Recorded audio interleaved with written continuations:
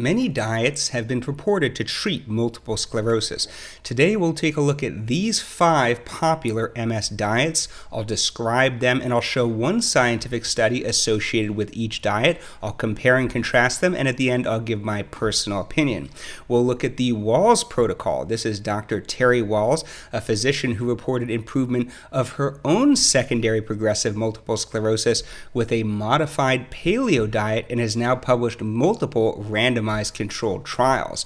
The Swank Diet. This is Dr. Roy Swank of Oregon Health Sciences University, who first observed in his studies in Norway that near the coast where fishing was more common, multiple sclerosis was rarer, whereas in inland areas where people consumed more beef and dairy, MS was much more common, and he hypothesized that saturated fat could be part of the cause of MS.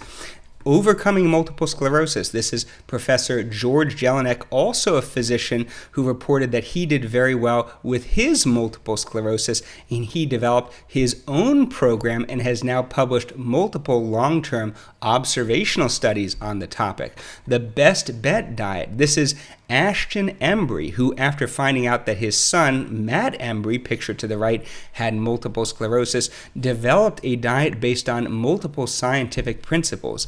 And he's done very well. And Matt Embry is also a filmmaker and produced the film about his journey battling multiple sclerosis called Living Proof. This book, Managing Multiple Sclerosis Naturally, is by Judy Graham, not pictured, who reported following this diet and doing well for many years. This is Anne Brooke, who wrote the book Healing Multiple Sclerosis. She hypothesized that changes in the gut microbiome causing fungal or candida overgrowth in the gastrointestinal tract and leaky gut syndrome could contribute to the pathogenesis of multiple sclerosis, and developed a diet to treat this phenomenon. As a conflict of interest statement, I do know some of these people. For instance, Dr. Terry Wahls has been interviewed for this channel multiple times, and I did speak at one of her conferences, though I was not compensated for this in any way. I'm also actively working on a research project with Professor George Jelinek and his team at the University of Melbourne, though it's an unfunded study and I'm not being compensated directly or indirectly, though of course I could get clout. I'm also the author of one of the chapters in one of his books, though I was not paid for this. I don't know Matt Embry, though we have corresponded very briefly by email. So we'll start with the Wahls Protocol, and in her book she describes 3 different diets: the least strict Wahls diet, the intermediate Wahls Paleo, and the most strict Wahls Paleo Plus, and they sort of build on top of each other, and she believes the Wahls Paleo Plus is the best diet, and it's what she follows herself. And so the regular Wahls diet is high in fruits and vegetables. You're recommended to eat 9 cups of fruit and vegetables per day. 3 of those cups would be leafy green vegetables. 3 would be deeply colored vegetables and fruits such as berries, tomatoes, beets, and squash. For instance, an apple is not a deeply colored fruit. You could eat it, but it doesn't count towards one of these 3 cups. And 3 cups of sulfur-rich vegetables: broccoli, cabbage, onion, garlic, and kale. And you would eat 6 to 12 ounces of grass-fed meat and wild-caught fish, and you would strictly avoid dairy and gluten, and avoid processed meat, preservatives, MSG, vegetable oils, eggs, any kind of refined sugar, or trans fat. Now, she has a severe egg allergy, so she wasn't even eating eggs prior to the diet. For the Wahls Paleo, you'll do everything in the Wahls diet with these additions. So you'll shift away from carbs and more towards animal products. You'll limit grains, legumes, and potatoes to 2 servings a week, and there's a concern that grains, seeds, and nuts contain certain compounds, phytates, and lectins, which could be deleterious, so it's advised to soak and drain them prior to consumption. You're going to increase meat to 9 to 21 ounces per day, preferring wild-caught fish, and you're going to add something which is rare in most Western diets, which is 12 ounces of organ meats per week. You're encouraged to eat sea vegetables, such as seaweed and algae, and fermented foods every day, like pickles, kimchi, and kombucha, and to increase raw food consumption. For the Wahls Paleo Plus, we see a shift to a full-on ketogenic diet, so you'll eliminate grains, legumes, and potatoes, and you'll reduce limits meat and vegetables to make room for more fat. So meat will be 6 to 12 ounces a day, and vegetables will be 6 cups a day instead of 9 cups as in the Wahls diet. And you'll limit starchy vegetables and fruit and add coconut oil and coconut milk to get in those fats. And you'll only eat 2 meals per day with a 12 to 16 hour fast daily, and check urine ketones to make sure you're actually in ketosis. Dr. Wahls has numerous scientific studies. This is just one of them, the Wahls trial. This is a randomized trial comparing the Wahls Protocol against the Swank Diet, which is a low saturated fat diet you'll learn more about in a moment.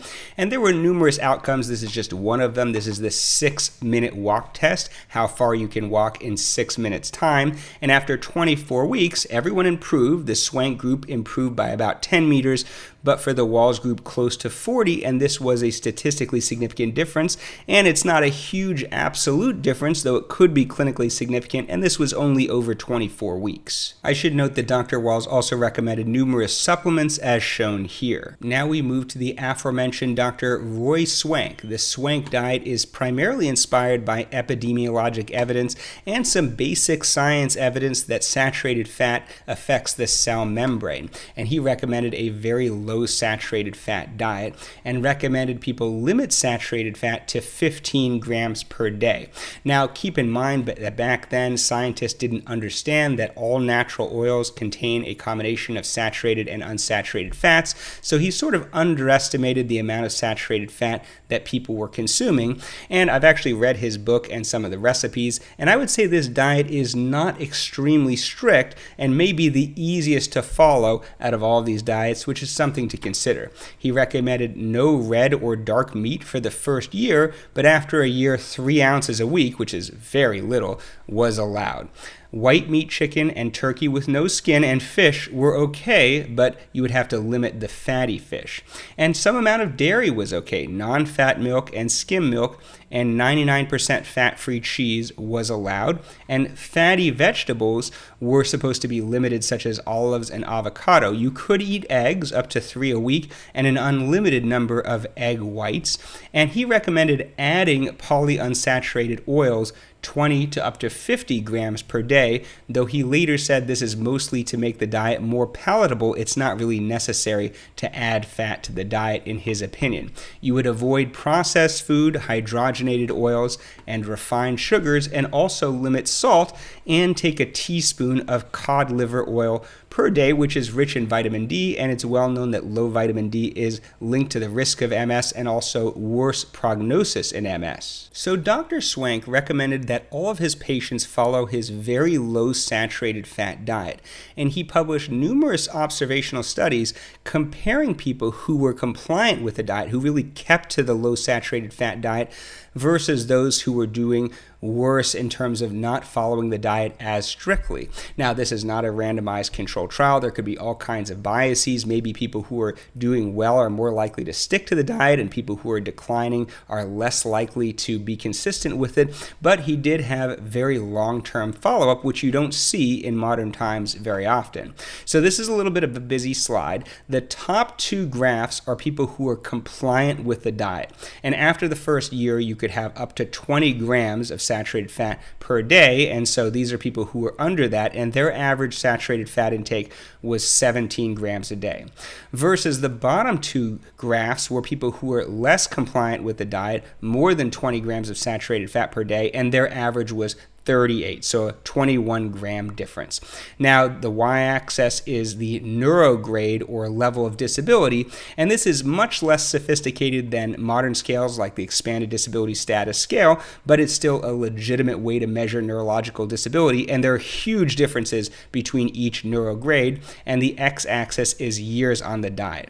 And so you can see the people who were compliant with the diet, the top 2 graphs, did much, much better and were much, much less disabled after 35 years. Now, the difference between the dashed line and the solid line is when they started the diet. So the dashed line is people who started within 3 years of diagnosis of MS, whereas the solid line is after 3 years. And you can see starting earlier, people did a little bit better, especially if they were compliant with the diet, but even a little bit if they were less compliant with the diet.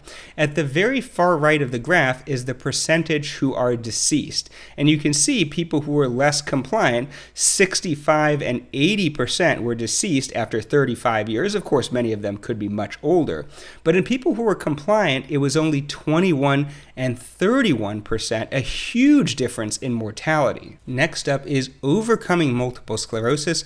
This is Professor George Jelinek, who was inspired by Swank and multiple other epidemiologic studies, and some would consider this to be a modern version of the Swank diet. In many ways, it's more strict. This is a whole foods, plant-based diet plus seafood. So you would eat abundant whole fruits and vegetables, whole grains, legumes, and soy, but you would strictly avoid dairy, meat, chicken, beef, pork, and egg yolks. Essentially, the only animal products that are allowed are egg whites, which are very low in saturated fat, and fish. So it's stricter than the Swank diet in that more animal products and, of course, dairy are strictly limited. You would also avoid processed food, added salt, and you would avoid frying and using certain junk vegetable oils like palm oil or vegetable oil, but you could use extra virgin olive oil or sesame seed oil. And the difference here is the omega-3 to omega-6 fatty acid ratio. Omega-6 fatty acids are thought to be more pro-inflammatory and could contribute to autoimmune diseases. You would also limit certain plant foods a little bit, like avocado, olives, and oily fish, because they're all somewhat high in saturated fat. He advises taking a vitamin D supplement and specifically trying to achieve a goal 25-hydroxy vitamin D level of 60 nanograms per milliliter. That's if they're in the United States, and if you're outside, they may use different units, such as nanomoles per liter, in which case the equivalent level is 150. Check the units carefully. You would also take an omega-3 supplement, especially flaxseed oil. He and his team at the University of Melbourne have multiple published observational studies. This is just one of them. This is a cohort called Holism, Health Outcomes and Lifestyle, in a sample of people with multiple sclerosis. They give people dietary surveys and surveys about their symptoms and quality of life and MS severity, and look for changes over time. So they found that a higher score on the Modified Diet Habits Questionnaire, which essentially looks for changes in diet that correspond to advice given in overcoming multiple sclerosis, those who scored higher, in other words better, had a 54% lower risk of worsening disability. Now, this was not expanded disability status score as measured by a neurologist. They used patient-derived multiple sclerosis severity score, which is essentially people filling out surveys, though it's believed to be quite accurate and may reflect what matters to the actual individual with MS, perhaps even more than EDSS. Specifically, they found those consuming meat and dairy versus those who were abstaining had a more than double 2.06-fold increased risk of worsening disability using the same measure. Next, we have the Best Bet diet. This was developed by Ashton Embry for his son, Matt Embry, who apparently follows it very strictly. And it's kind of a combination of a low saturated fat diet plus a paleo type diet. So you would strictly avoid dairy and gluten, legumes and soy, any potential allergen, along with refined sugars, and any food you're allergic or sensitive to, and you may have to undergo sensitivity testing in some cases. You would also limit saturated and trans fats, though you could eat eggs in moderation, and you would limit non-gluten containing grains, along with omega-6 rich polyunsaturated oils, such as corn oil. And you would eat abundant vegetables, fruits, fish, chicken, and turkey, along with nuts and seeds, and you would take various supplements such as vitamin D3, an omega-3 supplement, magnesium, calcium, probiotics, and a B-complex vitamin. I couldn't find any scientific evidence for the diet, such as observational or randomized trials. It's primarily based on theoretical principles such as changes in the gut microbiome and intestinal permeability and changes in cell membranes. And if you look at some of the references in below, you'll see a quite sophisticated explanation of some of the principles behind the diet. The final diet I have for you is Ann Brooks' Healing Multiple Sclerosis. Her theory is that MS is caused by overgrowth of Candida in the gastrointestinal tract associated with modern Western diets and antibiotic use, along with other fungi which could change the permeability of the gastrointestinal tract, causing pro-inflammatory agents to enter the system. It may sound strange, but there's actually good scientific evidence for leaky gut syndrome, and it is possible to measure it. There are certain agents that can be ingested orally that normally do not enter the bloodstream except in the setting of intestinal injury, and it can be measured in the blood. She recommends eating no refined sugar, dairy, gluten, processed grains, trans fats, red meat, fermented foods, caffeine, alcohol, and any food you're sensitive or could be allergic to. You would also avoid corn, mushrooms, peas, and potatoes. So it's quite strict.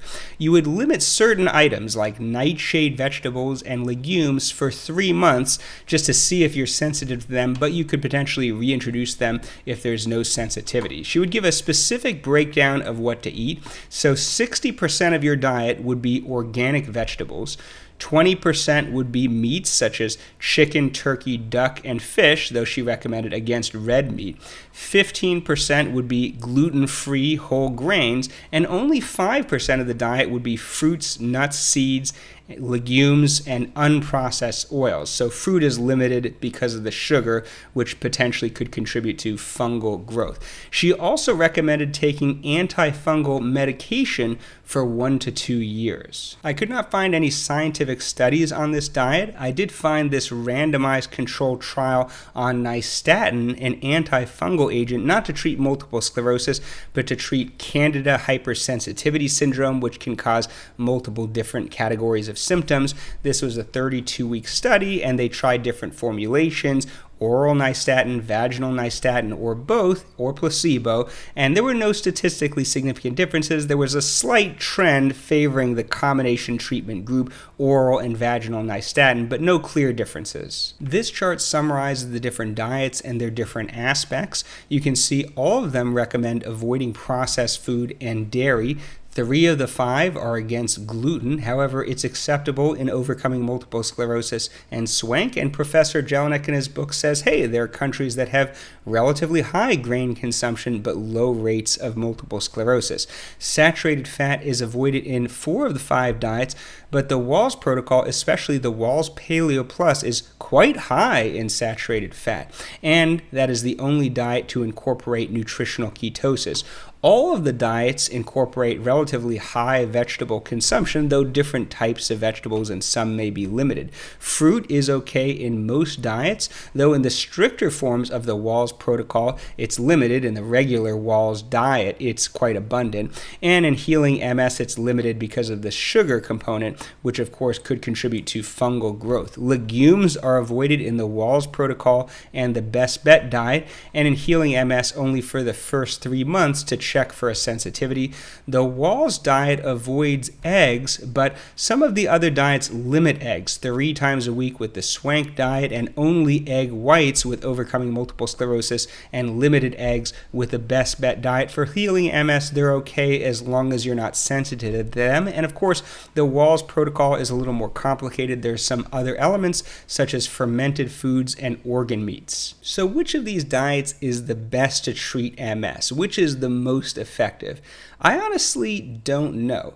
Personally, I think all of these diets would represent a tremendous improvement over the typical Western American diet, high in processed food. You're likely to have some kind of health benefit from them, just eliminating processed foods, increasing whole foods.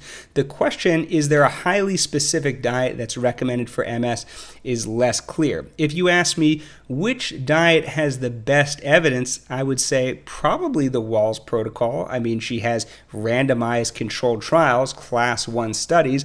They don't demonstrate a huge benefit of the intervention, but they do demonstrate some benefit. And it's very, very difficult to do these trials, to recruit people, to get them to be compliant with the diet, to get the funding for it. And no one else has that kind of data. Of course, there are other studies that have longer term follow-up, which is quite impressive, like Swank and overcoming multiple sclerosis. Even if the methodology is a little bit weaker, of course, those types of studies are fraught with all sorts of bias, definitely not 100% reliable, though this is a disease that changes slowly over time. Most people don't become dramatically more disabled over a 6-month or 12-month or even 2 to 3 year period. Changes happen over long periods of time. So we really don't know which diet is the best, in my opinion, and more research is needed, though my general philosophy on diet is that you don't really need definitive evidence. If there's some evidence in favor of this type of intervention that's likely to be healthy overall and low risk, it makes sense to make some changes. And I'd be interested to know, have you made changes in your diet? Do you follow any of these specific diets? Of course, these people give recommendations other than diet, such as exercise or even toxin avoidance I didn't cover in this video. And of course, there are diets that are popular in the general population, like the Atkins ketogenic diet or a whole foods plant-based vegan diet that could be beneficial, that don't have quite a popular following specifically from multiple sclerosis. But let me know if you follow one of these diets. What are your results? How did you make the changes? Was it difficult to remain compliant with the diet in the long run? And do you give yourself some wiggle room? And let me know if you have ideas for other videos.